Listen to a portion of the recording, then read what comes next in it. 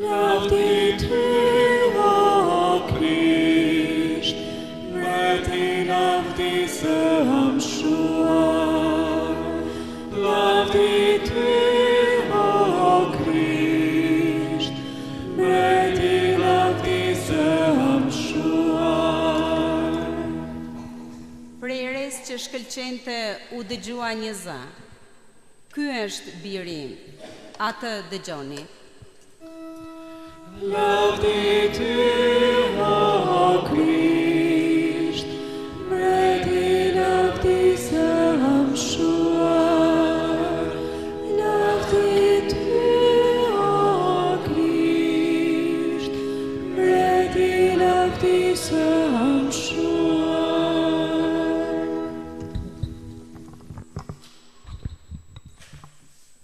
Zoti qof me ju. Lecimi i Ungjillit shenjtë sipas Lukës. Të qofti.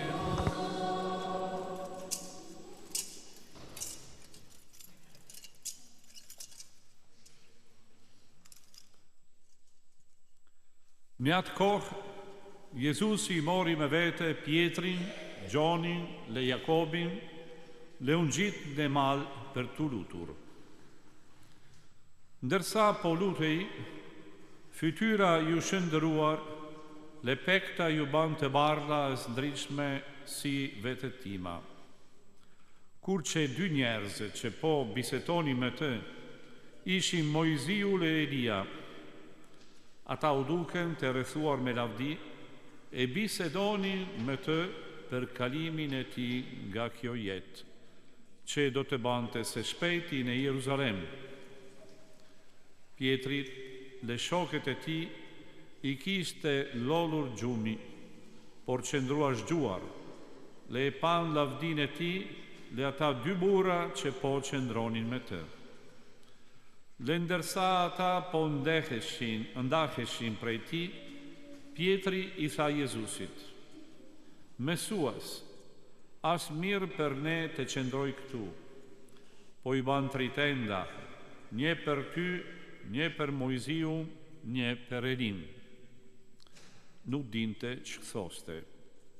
Ndërsa ky ende po fliste, ra një re le e mbuloi me hijen e vet. Kur hyn në re, nxenesi i kapi frika. Prej resu u dëgjua një zë: Ky është biri im i zgjedhur, atë dëgjoni. Ndërsa ky zë po jehonte, Jezusi mbeti vetëm. Nxenesi i hestuan dhe nder ato ditë si treguan askujt që kishin parë. Fjala e Zotit.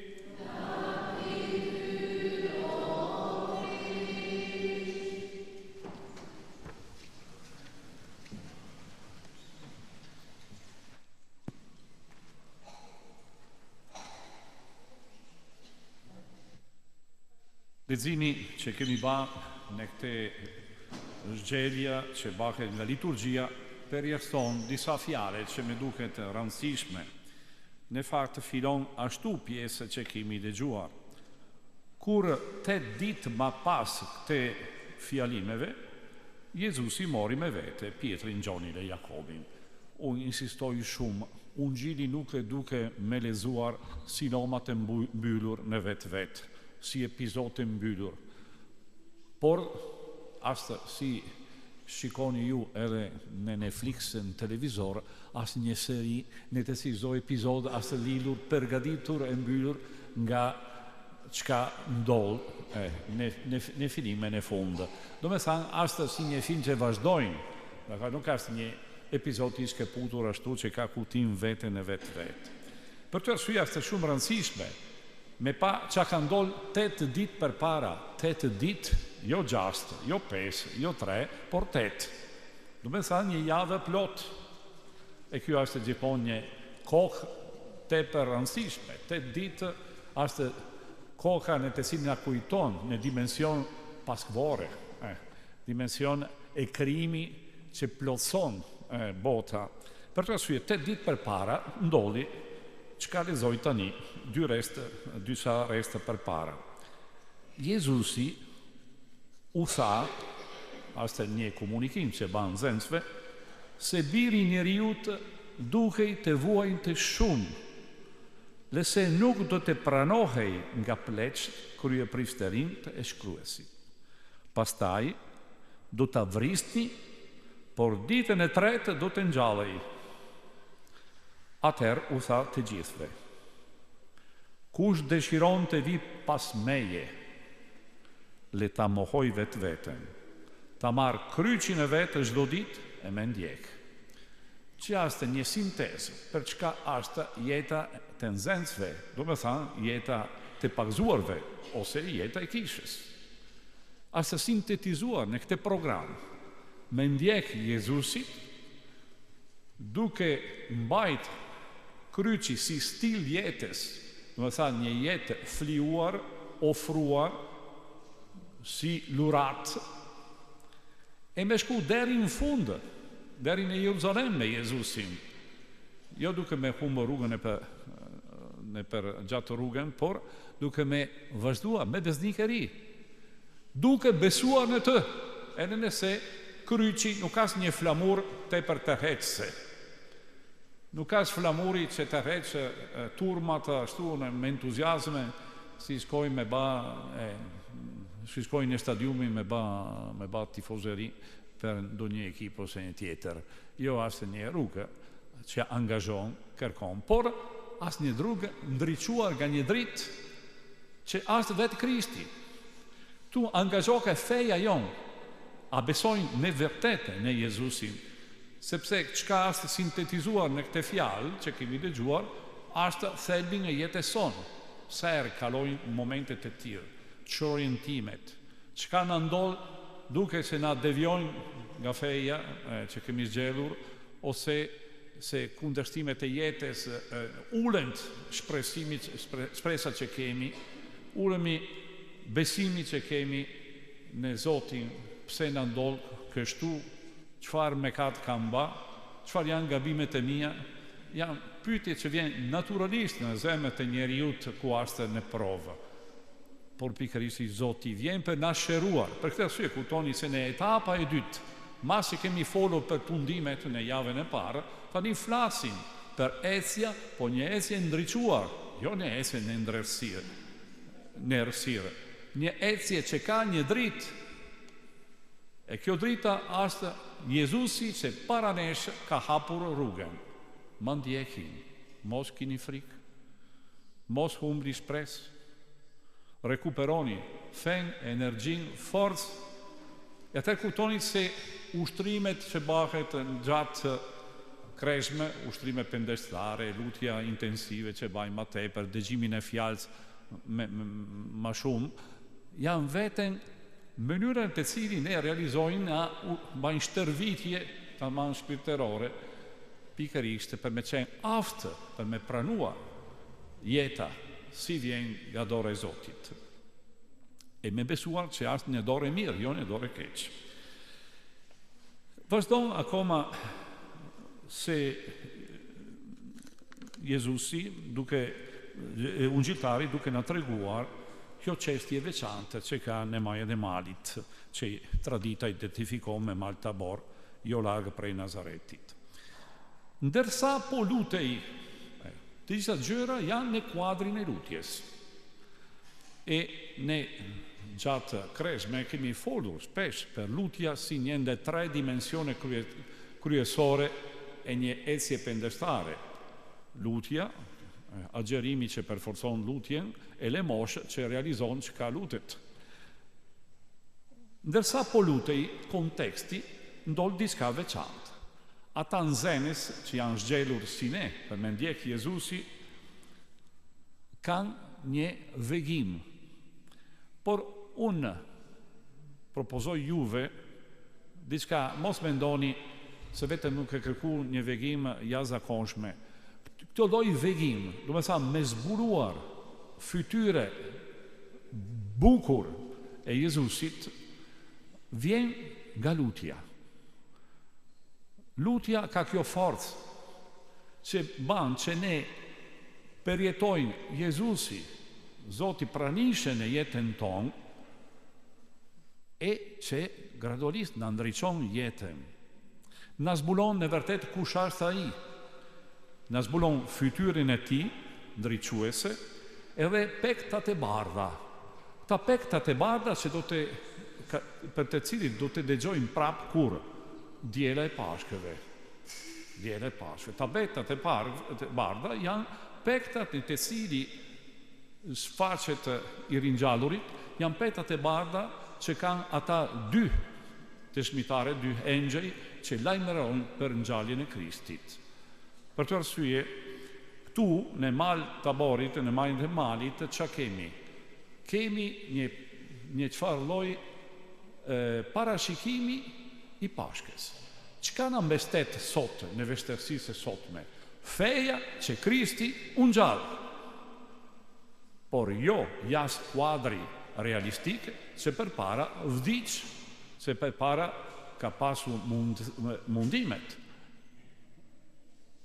Por se mundimet le vdekja nuk janë mbarimi i historisë.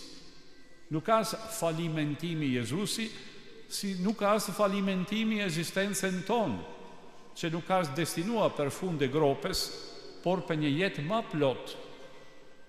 As feja e ringjalljes se orienton e jep shi e kuptim për një jetë krishtere, jo diçka tjetër. Nuk kemi shpresë tjetër përveç Jezu Krishti Zot. Ai ka realizuar çdo gjë që nevojitet neve. Nuk kemi për me kërkua asgjë tjetër. E dalandusha sot hysion ndjem paranverë,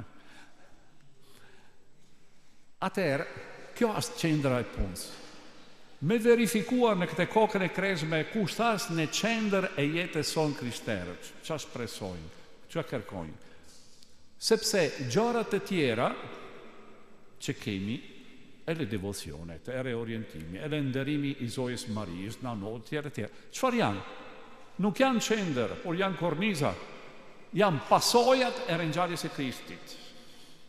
Dakor? Janë refleks e ringjalljes e Kristit. Për të arsye, edhe kultit e shenjtërve e nderimin e Zojës na ndihmojnë, sepse shikojnë si ringjallja e Kristit, vdekja e ringjalljes e Kristit ka vepruar në mes nesh, duke gjeneruar shenjtëritë ndryshme, shkëlqyeshme e shembuj që janë vërtet denj për me qenë nderuar e pranuar. Por as korniza nuk ka qendër. Figura qendrore pazë lëndësueshme as Jezu Krishti, Zot, që vdiq e u ringjall për ne, e jo diçka tjetër, as kush, as papa, as kisha, as bota, as gjë. Çdo gjë as në shërbim e tij. As zera që lajmëron veprën e tij pazë lëndësueshme. Për të arsye, feja e kristerna kujton qendë e pagëzimin ton. Kokat e kreshme asë me rizbuluar kuptimi e pagëzimit, që me qenë pagëzuar në emën të Atit e Birit e Shpirtit Shenjtë, por kemi qenë pagëzuar në vdekje e ringjallje e Kristit, historikisht edhe personalist. Kjo është realitet. Për këtë arsye, kjo ungjilja kaq rëndësishme që është në etapa e dytë e ringjallit gjithmonë, çdo vit. Na zbulon ku jemi orientuar, ku jemi drejtuar. E kjo vërtetohet edhe më tepër nga një detaj që ekziston vetëm në ungjilin e Lukës. Të katër ungjilit e lexoni na tregon për ndërrimi i Jezusit në mal Taborit, por vetëm Luka na tregon argumenti e bisedes ndaj Jezusi, Mojziu e Elia.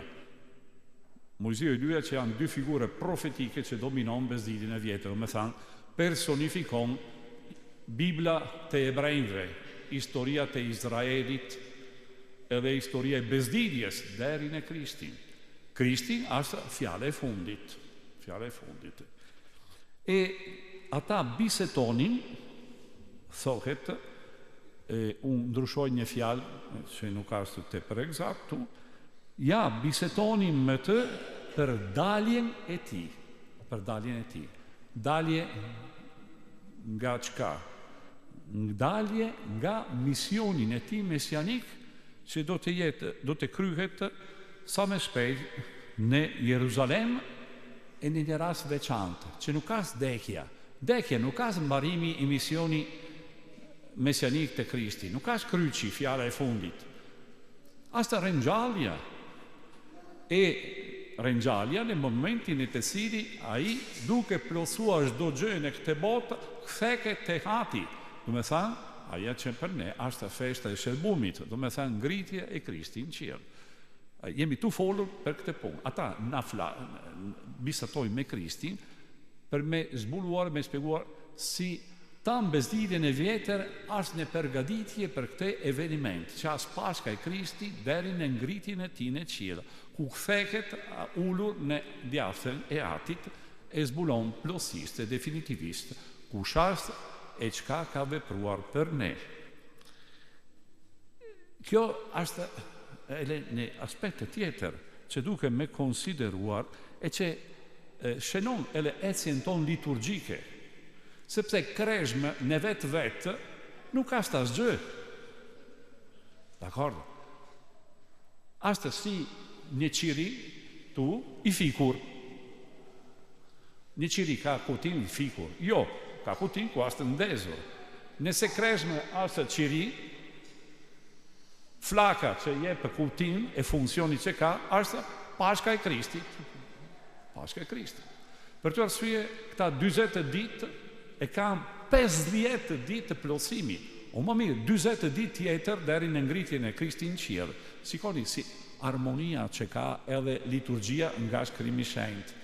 40 ditë e 40 ditë që plotësojnë çka? Një ecje plotë ton nga kryqi deri në ngritjen e tij në qiell.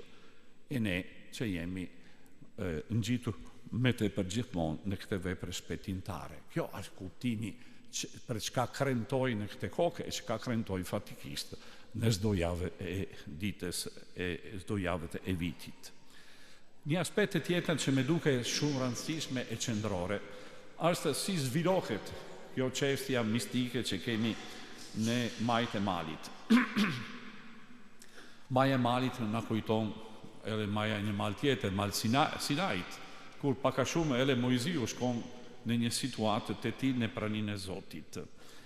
Mirë, atëherë nxënësit janë tu folu, dëgjojnë, shikojnë, kuptojnë se Bibla e bezditjet të vjetër ka vetëm një qëllim, me përgatitur Jezusin.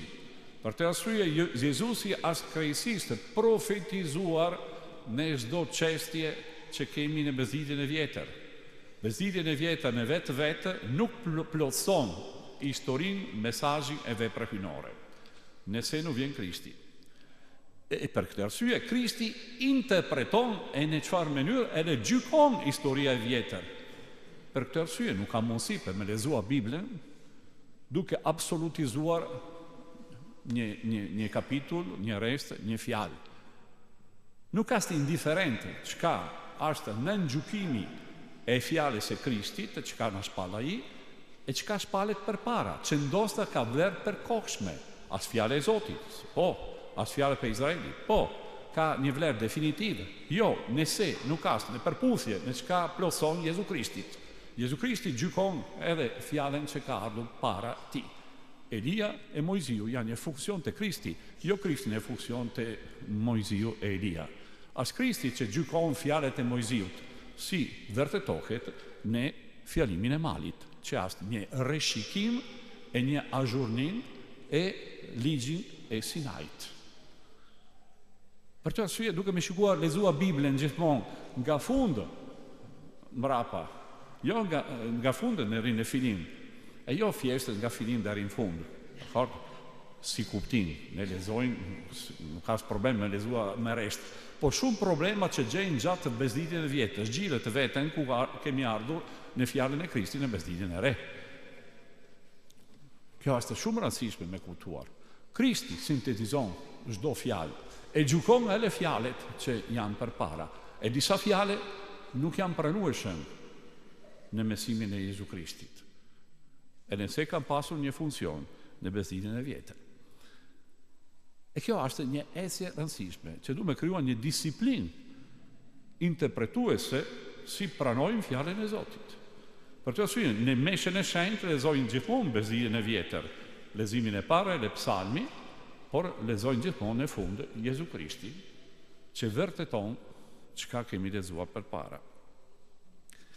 Një aspekt tjetër është si Zoti dëshiron me qenë komunikuar neve. Kush është hyj? Tu kemi dy shembuj të fuqishëm. Hyj nuk shifet fare. Tu shifet vetëm fytyra e Krishtit. Për çka është hyj, si konceptojnë në mënyrë i përgjithshëm, kemi një re, që është një shembull fuqishëm që vjen nga besëdhjen e vjetër, edhe kur Salomoni e përpara Mojziu peroron shëntënor në shkret e tirë e në Jeruzalem, është një rerë që zbrit mbi shëntërore e realizon, konkretizon në çfarë mënyrë prania e Zotit, i cili nuk ka mundësi për me qenë njohur nga mendja njerëzore. Nuk ka mundësi për me qenë pa nga sytë njerëzore. Bë vetëm e perceptuar si një re që shifet por nuk kapet, që defton vetë e një kosin mbulon, ose një re e ka kjo si mjegull, kupto ke se ashtë nuk kapet edhe më shumë mbulon se zbulon. Misteri Zoti ashtë te për malë për ne. Hyj gjithmonë ashtë ma te për në të lartë. Atëherë, që kemi, e një pjesë tjetër, e vetëm nga gjërat që kemi mundësi, është me dëgjuar fjalën e tij. Ai zbulon vetë nëpërmjet fjalë, nëpërmjet në zër. Edhe zëra e dëgjojnë, nuk kapet, tingulon, po zhduket. Një zëra ka nevojë për hestje përpara e për hestje mbrapa. Kjo është misteri i Zotit. Zoti nuk ka mundësi që përkufizojnë me fuqi tona, me inteligjenca tona, edhe ma tepër me fut Zoti në shërbimin ton. Dhe për të arsye Zoti ja gjithmonë në kundërshtim me pushtetet e kësaj botës, që edhe sot në këtë ditë deftohet si pushtete njerëzore që pretendon me realizuar prania e Zotit në botë për me drejtuar destin të njerëzve. Jemi në një kontekst blasfemues, nuk ka blasfemia më e madhe ku pushteti njerëzor veshet me pektat hynore. Mjafton me lexuar librin e zbuleses që është shkruar për këtë punë. Por këtu kemi prapë diçka të tillë. Zoti nuk ka mundësi për me qenë prekur. Zoti na te i kalon. Për të arsye, si kemi mundësi për me njohun Zoti? Vetë Zoti ta tregon si. Ta tregon me një fjalë shumë qartë, dy fjalët. Ky është biri im. Zoti nuk zbulon vetë si një personazh, si një, po ta zbulon një marrëdhënie. Unë jam ai që realizon një marrëdhënie. Kujtoj në besëdhjen e vjetër, unë jam ai që është. Këtu kemi mundësi për me thënë, unë jam ai që don. Zoti është dashuria, thotë Shëngjoni. Për të arsye, kur tregohet se ekziston një bir, shpalet që ekziston një at. E një marrëdhënie nga ati në bir është komunikimi i qenjes së jetës e njëkohësisht edhe një bashkandarje e dinjitetit, edhe më tepër një bashkandarje e dashurisë. Për të arsye, Zoti deftohet për iniciativën e vetë, po jo në vetë, nëpërmjet Jezu Krishtin. Pa Jezu Krishti nuk kemi mundësi për me kuptuar kush është Zoti, ose formoj ide deformuar i Zotit. Asta ai vetë që na thon, atë dëgjoni, a doni me ditë kush jam unë, si veproj unë, çfarë është fytyra ime, çfarë ndjenja ime ndaj jush, ndaj njerëzimi, për historitë e njerëzve, atë dëgjoni, nuk keni rrugë tjetër. Krishti as pas e vencueshme, fjalën e tij as orientimin ton definitiv, që pranoj që nga dita e pagëzimit deri në ditën e fundit. Atëherë, kuptojnë se edhe fjala e fundit me të cilin mbyllet Ungjili sotme ka një rëndësi e madhe. Ndërsa ky zë po jetonte, Jezusi mbeti veten. U zhduk çdo gjë. U zhduk Re, zhduk Mojziu, zhduk Elia, e çana mbetet neve, do me thanë dishipujve e neve sot, Jezusi, jo diska tjetër. E me Jezusi kemi për me zbrit nga mali, me vazhdua ecjen deri në Jeruzalem. Ja tërë kuptojnë si refreni përfunditar që kemi lexuar në fillim. Kush dëshiron të vi pas meje, le ta mohoj veten, të marrin kryqin e vet çdo ditë e me ndjek deri në Jeruzalem si janë të ba unë.